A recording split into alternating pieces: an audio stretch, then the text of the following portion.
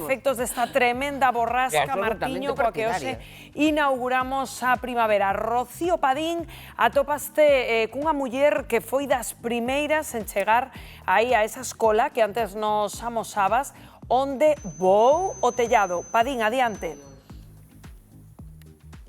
Si, así é, atopámonos con Ester, unha das primeiras testemunhas en ver como o tellado deste colexio de Ceipo Cruce de Cerceda quedaba completamente no chan. Moi bo día, Ester, como te atopas? Moi bo día. Pois a verdade é que me temblan as pernas bastante dos nervios. A que hora chegastes a traballar? Sobre as 7:30 estábamos aquí. Entonces foi cando, vimos que algo non estaba ben. Ester traballa no edificio de enfrente ao colexio e cando chegabades, claro, estamos ofrecendo en directo esta imaxe dende o punto máis alto do edificio de enfrente do colexio de Cerceda. E que atopáchedes aquí, Ester? Pois nada, vimos que o tellado xa non estaba, vamos, o sea...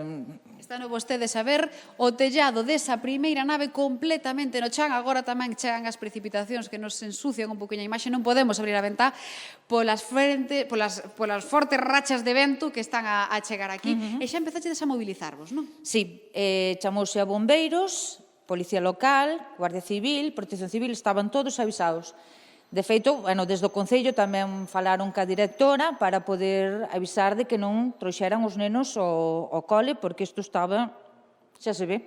Todo tellado no suelo, cascotes, tellas, incluso plásticos. Vamos a intentar a ver se non saímos voando, compañeiros, vamos a tentar.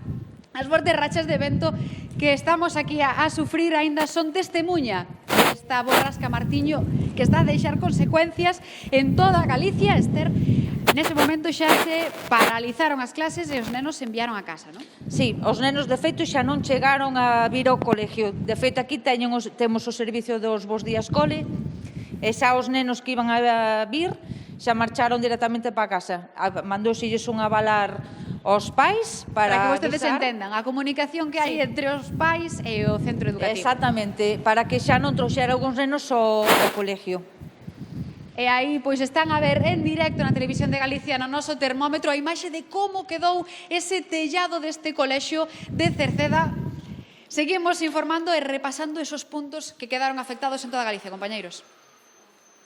Grazas, Rocío, bo traballo, compañeira.